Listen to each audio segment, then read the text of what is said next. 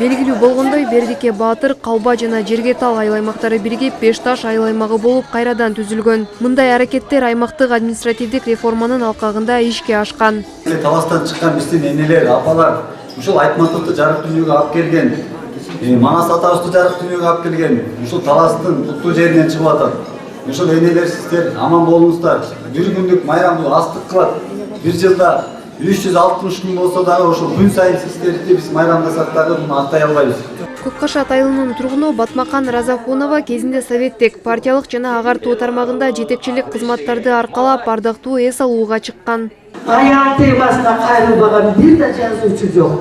Демек аялдардын баркы, аялдардын отурган орду, аялдардын сүймөнчүлүгү, аялдардын баатырдыгы, аялдардын эрдиги ушунчалык коомчулуктун көз алдында, элдин көз алдында сиздерге ошол энелер менен бир тасмалда отурган үчүн мен кубанычтамын.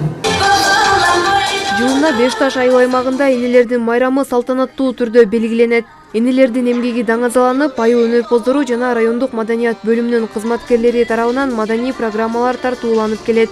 Энелерди майрам менен куттуктап келебиз.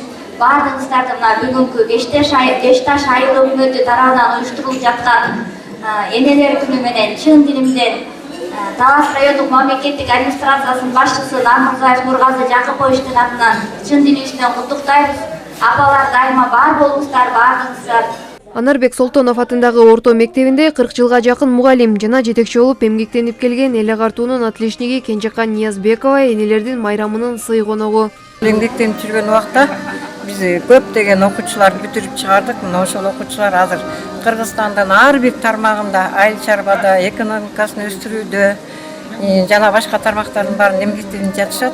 Азыркы мезгилде мен ардактуу эс алуудамын. Бардык энелерге энелердин күнү менен куттуктап кетем. Жыйындын соңунда энелерге белектер берилип, иш чара соңуна чыкты. Актыгүл Дүйшенова, Орозбек Бейшебаев, Зина Ахматова, Талас району.